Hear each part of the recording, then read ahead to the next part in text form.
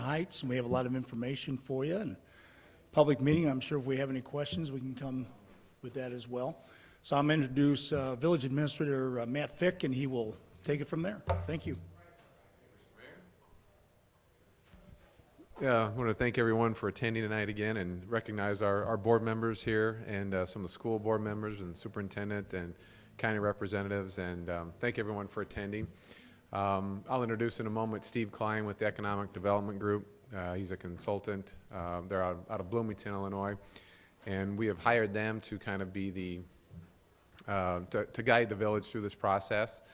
There was an article in the paper about a week ago that talked about a specific business, Trefskers, relocating to the Heights, and really that was kind of the impetus behind the discussions for the TIF districts. And with Steve's assistance, you'll see through the as he goes through his presentation tonight, we've come up with essentially we'll have 3 TIF districts in the Heights when we're done with all this. Right now we have the one that was created in 2008, and that's going to be modified, and we'll set up 2 new ones, and Steve will explain kind of how the TIF works, how it impacts, if it does at all, your property, and maybe some of the benefits that you can look to maybe realize if you're a property owner or a business looking to relocate in the Heights. So with that, and there'll be time at the end of Steve's presentations for some questions as well. So with that, I'll turn it over to Steve Klein.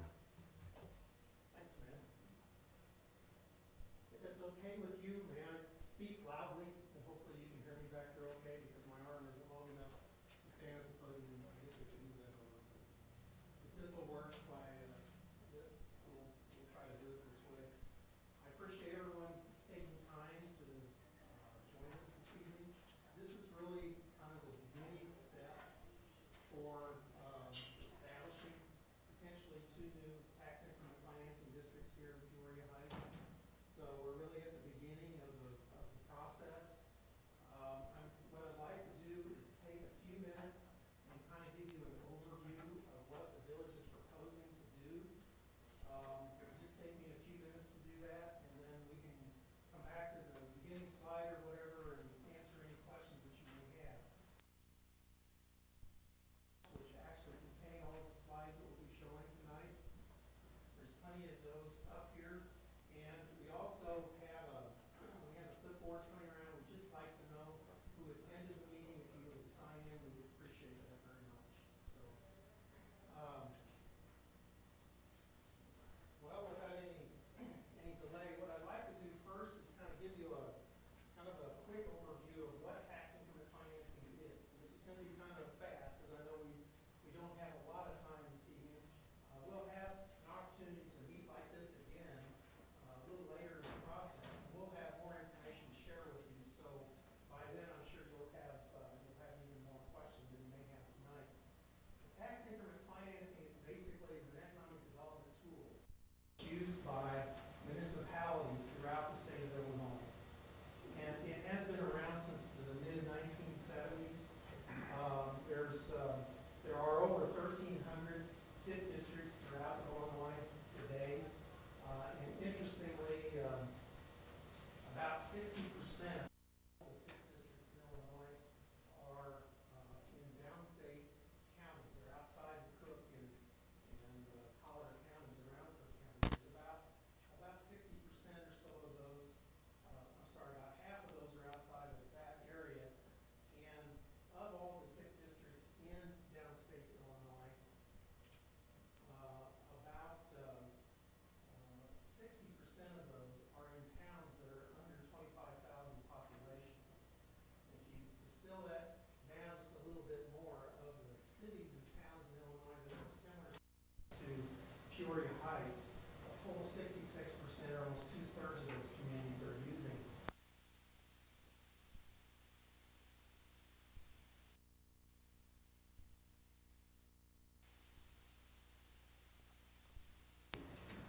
of tools in this classification, this type of tool that a municipality can use to try to stimulate new private investment in their community, and also use it to pay for certain types of public costs or infrastructure that may be needed in support of attracting those types of new projects and new investment.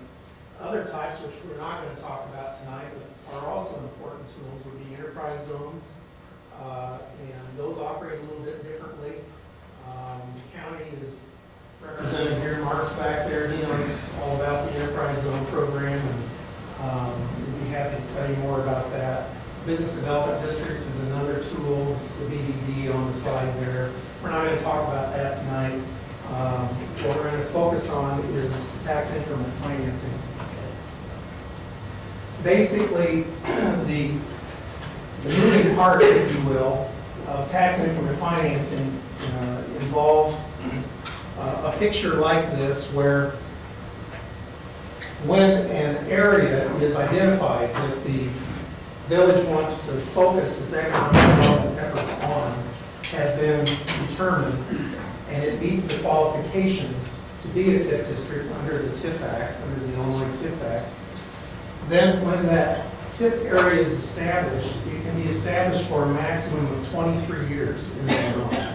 Now, as most all of you will know, when you pay your property taxes, there's a 1-year lag between when your property is assessed and when the taxes are actually collected on your tax bills. So when you look at the lifespan of the TIF district, the actual number of years that there would be TIF funds available, and I'll explain to you how those are generated in a moment.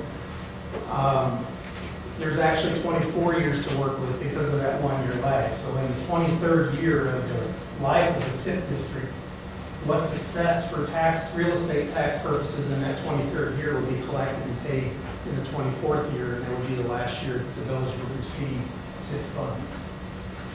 Now on the diagram here, you have this black rectangular portion at the bottom. It's called the project area's base, EAD. EAD stands for Equalized Assessed Value. And that's important, that line right there is important for a couple of reasons. One is that this base value represents what the current equalized assessed value is for all the property that is included within the TIF boundary at the time when the TIF district is established. Okay? And that is measured both on a parcel by parcel basis, but overall as well. So the area has an initial, what we call a TIF base value. That's the initial assessed value of the property when the TIF district is created. And that's important for two reasons. One is that portion of the tax bill going forward during the life of the TIF district is going to preserve that first portion of the assessment on that property for purposes of making sure that the overlapping taxing districts, such as the school district, the county, the township, the fire, library districts, and whoever shows up on the tax bill. When you get your tax bill, they're all listed on there. Well, that first portion of that assessment on the tax bill after a TIF district is created is preserved for the purpose of continuing to generate real estate tax revenue that those taxing bodies will continue to receive based on their tax rates, okay, on their proportionate tax rates. The other reason that that base value is important then is going forward, any new increase, any improvement or something that causes an increase in the assessed value of a property within the TIF district is called real estate tax increment. It's EAD increment, incremental increase in the assessed value. So if a building gets built and the value of a property increases because of that improvement, then the portion on the tax bill then that relates to the equalized assessed value for the new improvement that occurs after the TIF district was created creates a new portion of the assessment on the tax bill. And that new part of the tax bill multiplied by the same tax rate that everyone is paying then generates the real estate tax increment. And it's the real estate tax increment. It's the portion of the real estate tax bill, the money that's paid on the taxes, that is received separately by the village then in a special fund. The village will establish a special tax allocation fund for each TIF district, and those monies are held in separate funds, separate from all of the other village accounts. Okay? So when there's an increase in the assessed valuation, the new money is created, okay? And over the life of the TIF district then, that new money in that special fund that the village controls then is available to incentivize or to encourage new private investment anywhere within the designated boundary area that the city has established as part of that plan, as part of that TIF district plan. What can the funds be used for? Well, they can be used, as I said earlier, they can be used for either public or private TIF eligible expenses. And TIF eligible expenses mean that there are only certain types of costs that are eligible for reimbursement with TIF funds under the TIF Act. And those examples of those costs would be things like land and building acquisition costs. If we're trying to incentivize, encourage someone to purchase perhaps an old building that they will renovate or rehab or reuse and bring into better use. Okay? Engineering costs, or all kinds of professional fees that relate to architectural expenses and engineering, site planning and those types of costs. Those are all TIF eligible expenses. We have site preparation, for example. So if someone buys a piece of property that's within the TIF district and they've got to do some demolition or they've got to do some excavation and grading and prepare that site. Maybe it includes extending utilities, new utilities into the site to serve whatever the new building or purpose is going to be. Those types of things are TIF eligible.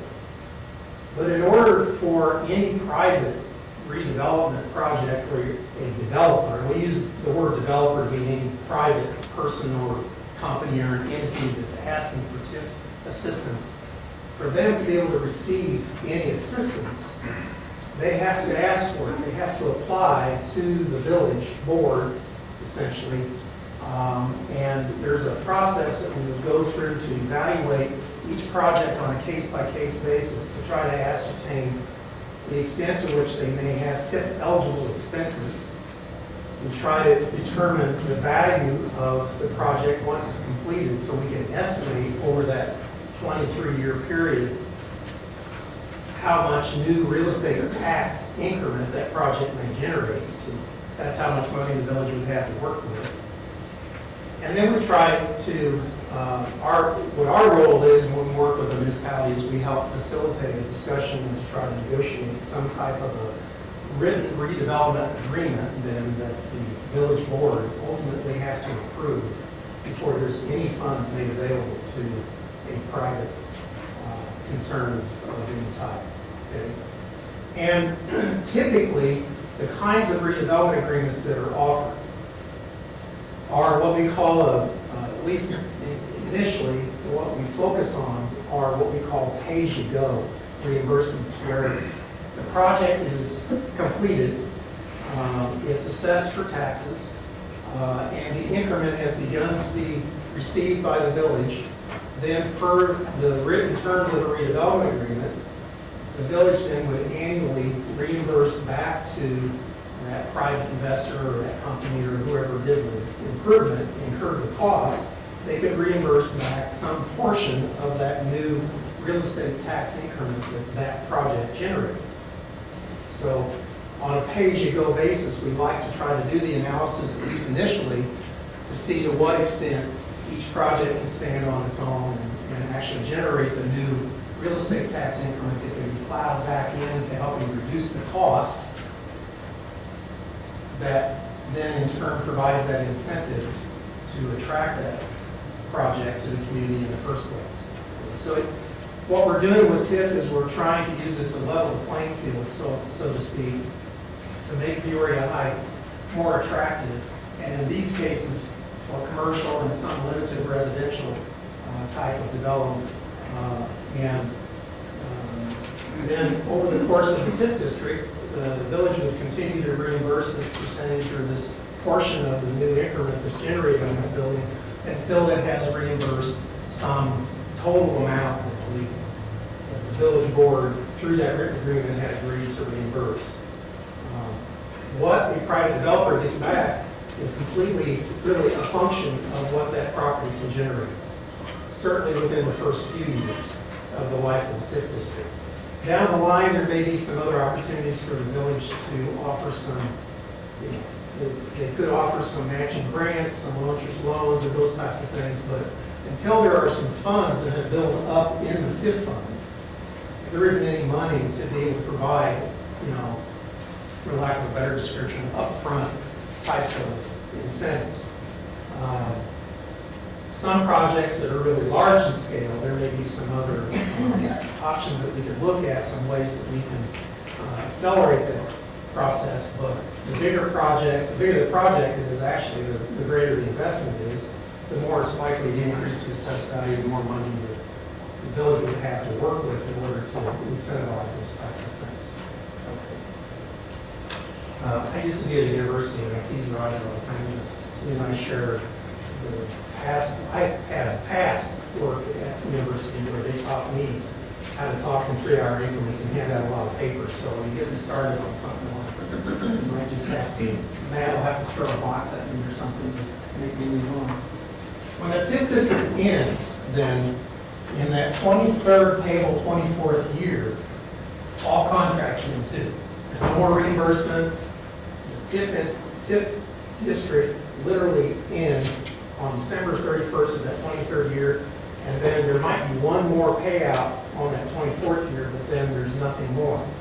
The assessment for that 24th year going forward then, all of that assessment then is available to all of the taxing districts to levy against, and it's new equalized assessed value that presumably would not have occurred had we not been able to use TIF to incentivize these projects to come here in the first place. That's the concept, at least for tax increment financing. Now, what we're proposing to do here, what the village is proposing to do at this point, now this is a public meeting, so we're at the beginning stages. You're here because we're seeking input. We want you to be aware of what the village's intent is at this point. Nothing is written in stone, because it's a fairly fluid process, at least up to a certain point here, and I'll talk a little bit more about that in a minute. The Licey or Licey? I get it. Licey? Okay. The Licey Pass TIF district already exists, and it was established here in 2008. Okay. So it has 17 years remaining in that life of that TIF district. When the discussion about the project on the Hobart building relative to the bakery being interested in coming to Peoria Heights started, initially we looked at the possibility of amending this TIF district to add that property. Okay. If we add property to an existing TIF district, as long as it qualifies, you can do that. But when you amend an existing TIF district, then that property that's added to it is going to have the same base year as the original TIF district has. So there would be 17 years remaining. When we're looking at the type of redevelopment that has been proposed for that area down there around that old bicycle manufacturing building, the village is going to need, I say we, the village is going to need all the time it can possibly put together. It's going to need the full 23 years in order to make that project viable, if we're going to use TIF to incentivize it. So we needed to give that area a fresh 23 years, which means you create a new TIF district. If we're going to go to the trouble to create a new TIF district, then it occurred to us that there are portions of the existing TIF district that still qualify, but we could remove from the old TIF district and include in the new one and give it a fresh 23 years. And this is the concept. Now, right now, you're aware that the main focus of the Licey Paps TIF district was the old brewery properties as well as the Cohen warehouse property. Okay. That's really been the focus of that area. And so what we're looking at right now would be some reconfiguration of a portion of that existing TIF district into a new one, but also leaving a part of the existing Lacey Pass TIF district intact. And basically the portion that at this point we're looking at leaving intact would be essentially that area immediately surrounding, including the Cohen warehouse and the lots across the street and that immediate part of the TIF area. You all know your community better than I do, but you know where that, really where that area is. Long Marietta Avenue, and then Toledo is up here. There's just a little portion. That part is actually part of another parcel that extends down into that part of the area. The rest of it, let me flip back here for a moment. So you understand. Whoops, I went the wrong way. Wrong key.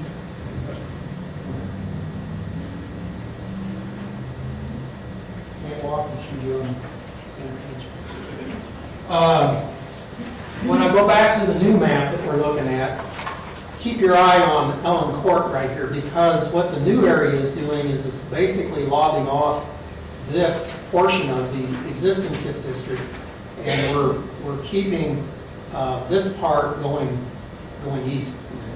Okay, and the reason that this really was included in the beginning, my understanding is that that's where the school, your campus for your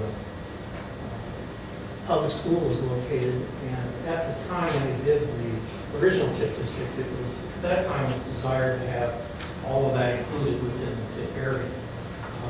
It isn't really necessary for the school facilities to be included in the TIF district in order for the village to be able to work with the school district, which it is in these cases. So we kind of removed the portion of the west part of the old TIF district, and we shifted then over to include more area over here on the east side. The Hobart building is down here, as you're aware. And then this long, I call it a tail on the TIF district, is actually one parcel that extends from up here all the way down here, and it's the trail. And it's the walking trail and that property, as I understand, is owned by the village, but it's managed or maintained by the park district. But there was a reason why we needed to include this property, and the reason for that is that when you create a TIF district, the perimeter boundary has to be contiguous.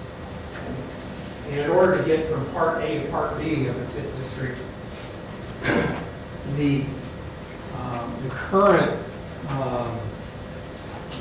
predominant law right now, based in case law, not because the TIF Act requires continuity, so one area has to be contiguous, one perimeter boundary.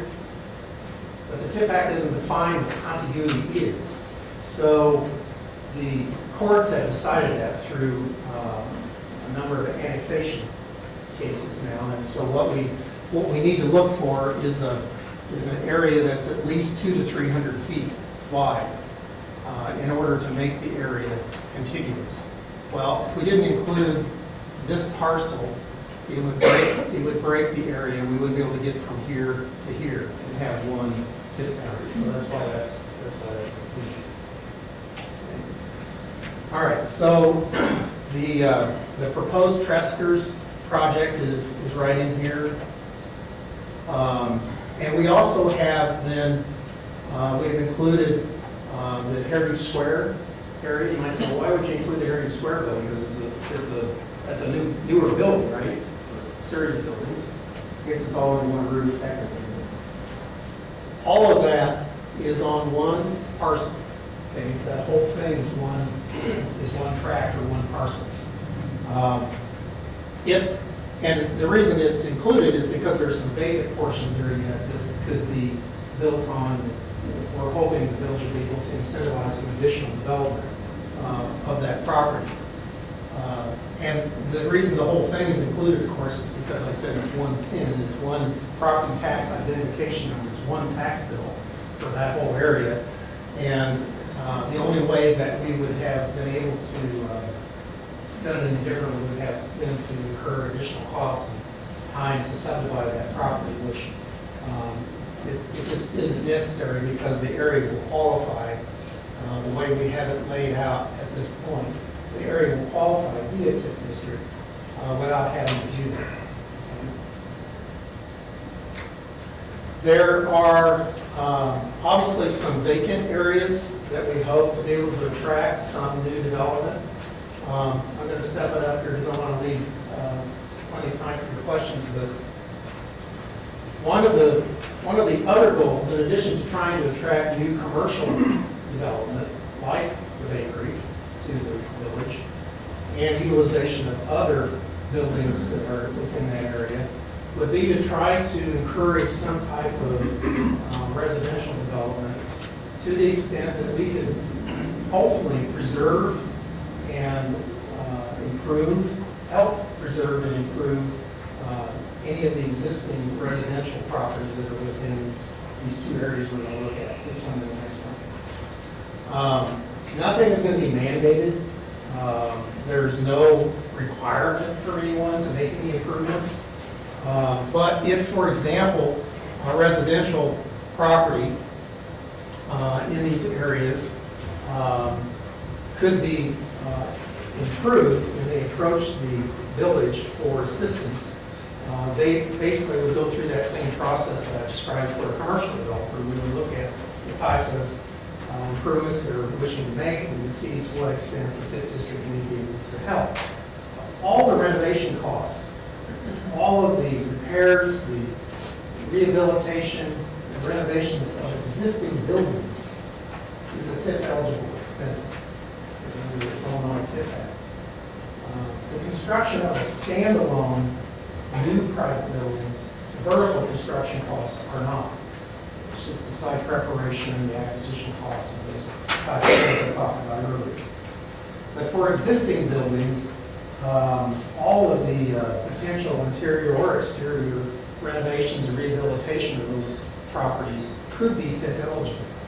The problem we run into with older homes, older housing stock, is that typically, at least maybe out of the gate here, they may not be able to increase the assessed value enough on their property to generate enough new real estate tax increment for it to be a tremendously rewarding incentive.